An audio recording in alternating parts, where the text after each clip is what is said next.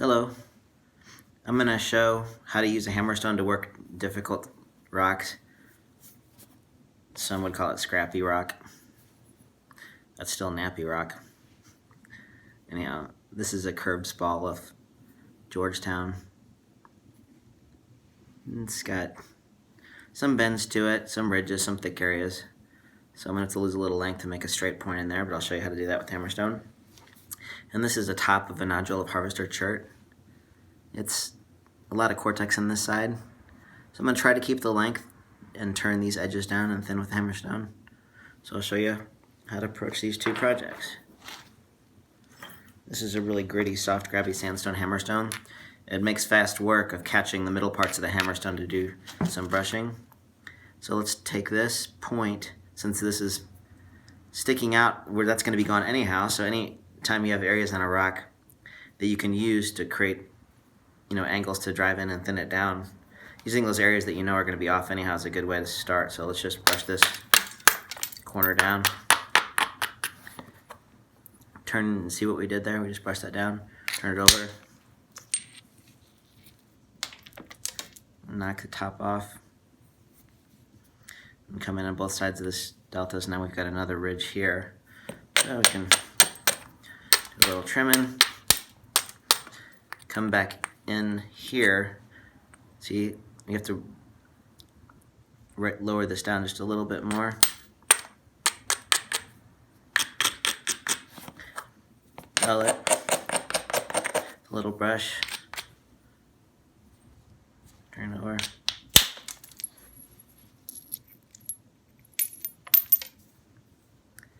Now we've flattened it down.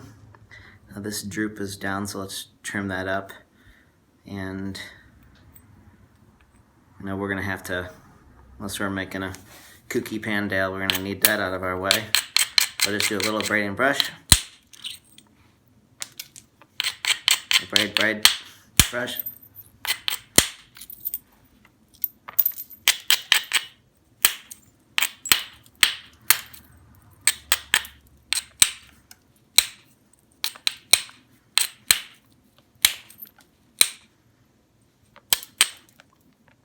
A little straighter. Thin that area down. Now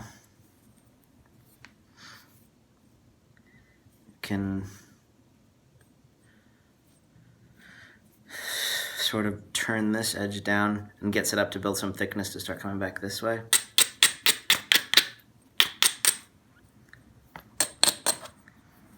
Trim up a little bit on our end here. There's some fractures in there, so I'm going to have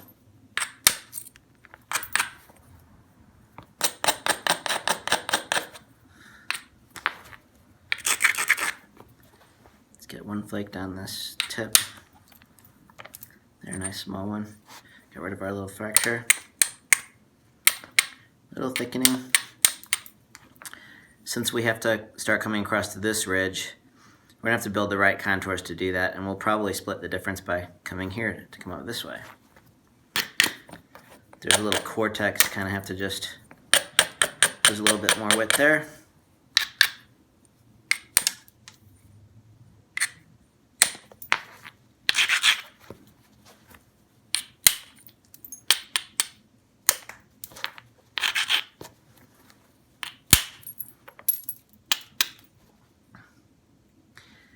These long, smooth, thin flakes are done with the soft hammerstones, and they're usually misinterpreted as antler flakes. I mean, there's some antler percussion going on, but a lot of this presumed antler work, I think, is a lot of this hammerstone. It's so easy to pick up, I mean, depending on where you live, of course, but there's usually suitable gritty, grabby hammerstones, and the soft ones work good on this sort of softer Georgetown.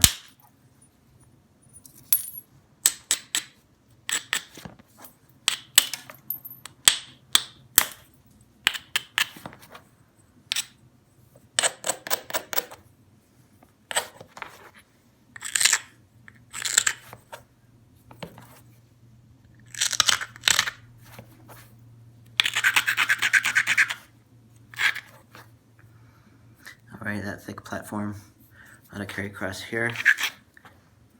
When an edge is turned, you have to be careful here because this area is set up to where you could get a sort of too much of an overshot. So the Hammerstone is nice because you generally can control those a little better than with the antler. That one I didn't quite catch enough.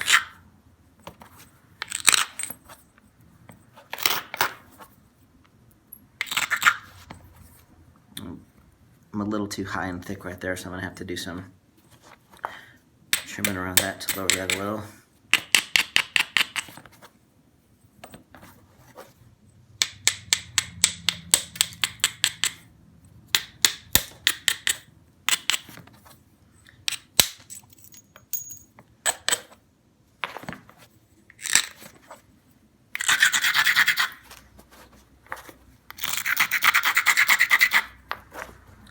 It really catches with an overstrike here, since I sort of boo-booed my platform there.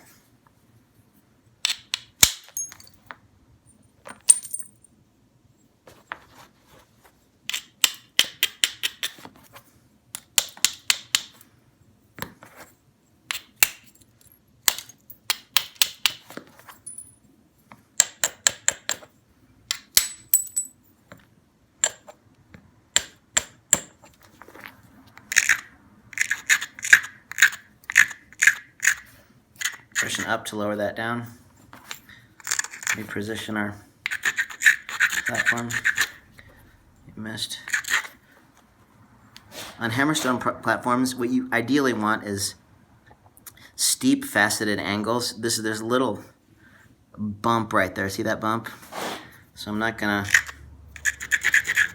it's gonna be a little tricky to release, so this one is gonna be a little shorter flake, but I just want to smooth off that heavy spot right now.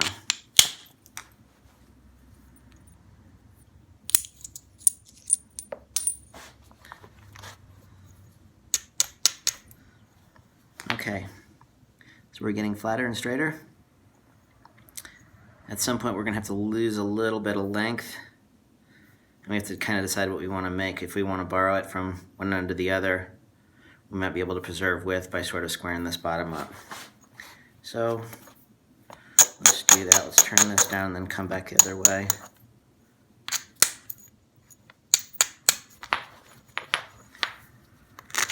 Maybe we'll make an Angostura.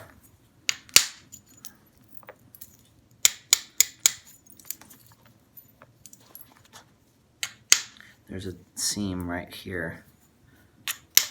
Let's try to carefully nip that down without hopefully breaking too much off.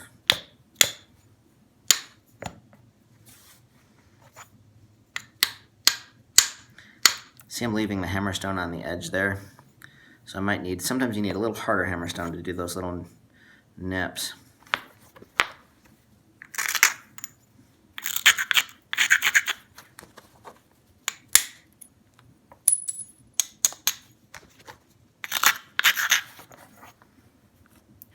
Find a little, this is slightly harder. Let's get in there and see if we can't just take a little corner of that off. And if not, I'll just hit it with a pressure flaker.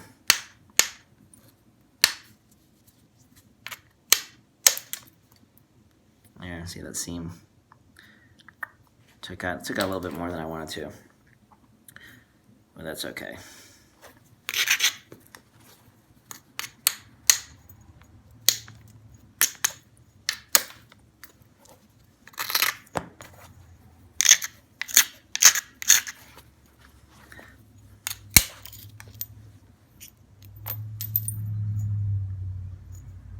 Okay.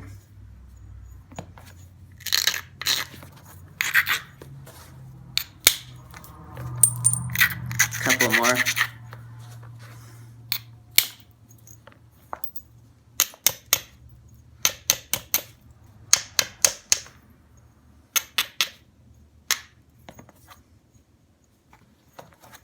Still a little cortex there.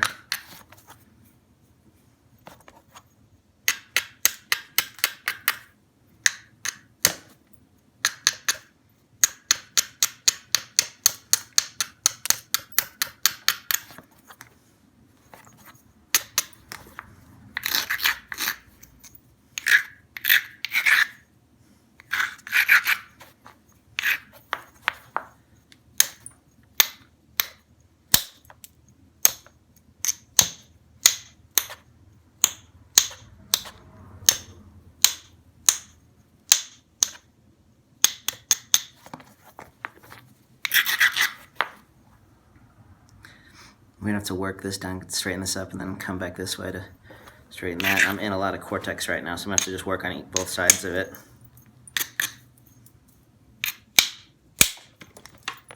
There.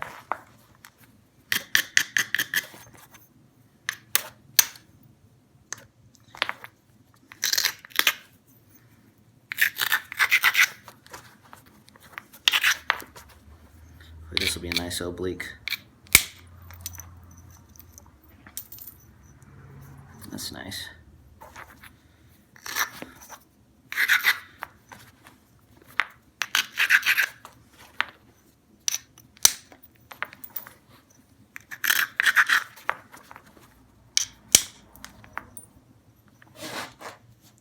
Okay, so we have a preform that's fairly well in control. We can continue hammerstoning. We still have to get rid of some curves. That shows you how to fairly efficiently take that bent spall down.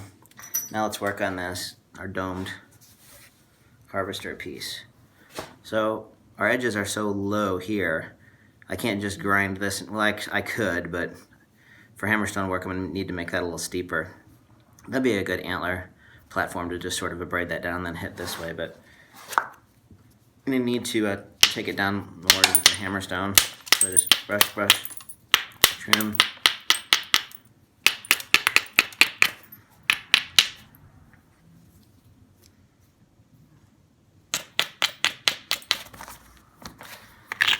We'll make this the top and this the bottom.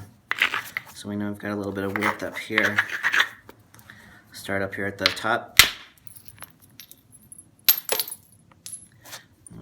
That helps us now because we've got a good ridge here. If we had just started in the middle, then we would have had a harder time, and then our ends would have been thicker. So general rule, thin the ends before the middle. The larger a piece gets, the more important that is, because your hand can only support so much if you're doing freehand hammerstone work. A small one. Okay. Come in the back here and take a flake so we can move over so that when we turn this over, it's going to be a little lower.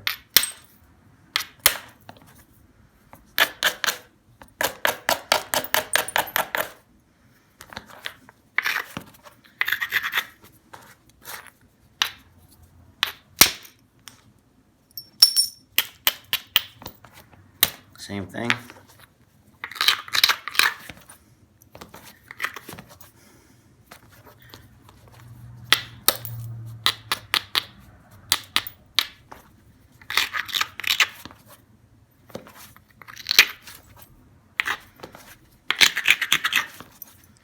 And it's really soft. You have to really have everything be even. Boy, that is awful hard for this hammer, so I'm gonna have to catch this. I'm gonna catch this high now here. There.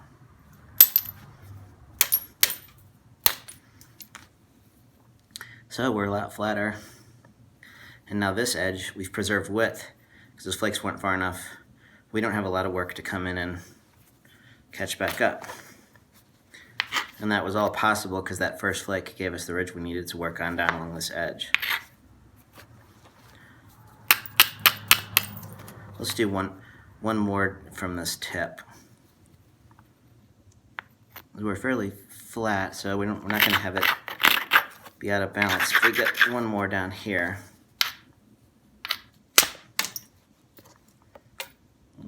Didn't catch as much as I wanted, but it's okay.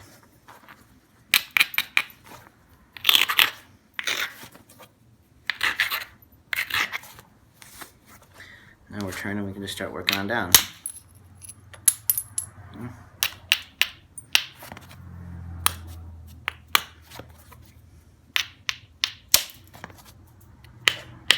These little back flakes to do the same thing we did on the other side. Drop that angle, and we're losing a little width so we can come in.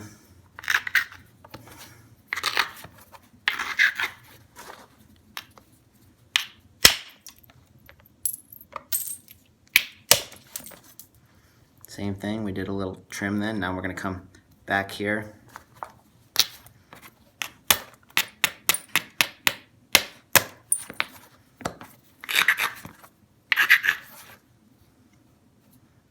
platform there.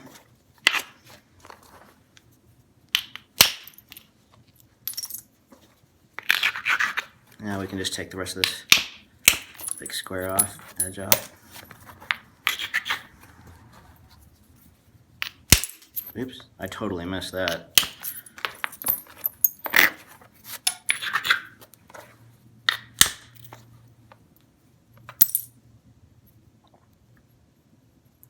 Alright, see how nice and flat that is? Now it's pretty straightforward. We can just do some trimming here. We've got a good platform to come back there, and then we have a, you know, we did a pretty good job of not losing a lot of size for this, and we moved the cortex off this face. So hopefully those couple lessons with the Hammerstone. It's important to have the right mass Hammerstone for your project, and I've got options on this where I have different, you know, sizes of contact areas, although this one I've got a little crack, so I haven't been using this edge as much. But this kind of sandstone, if it gets a lot of water on it, when it dries out and it has the right consistency, it's good. If it gets too mushy, then it deteriorates too much. And you can actually bake these to harden them up. A good way to experiment using different hammerstones in areas where there's sandstone and people are camping on gravel bars is selecting some of these really soft stones that have been baked in somebody's campfire. And if it's a rainy day, you can usually, they're usually hardened up a little bit. But it's deceptive because people assume that all hammerstones are harder than copper, and they're not. They're actually kind of soft, but you're catching more of the edge. So you're not just grinding edges and hitting right on, you're catching a little bit more than you would using a copper tool.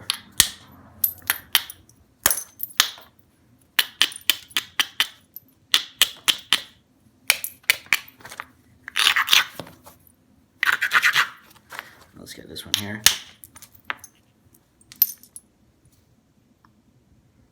So anyhow, we're in pretty good shape on this one.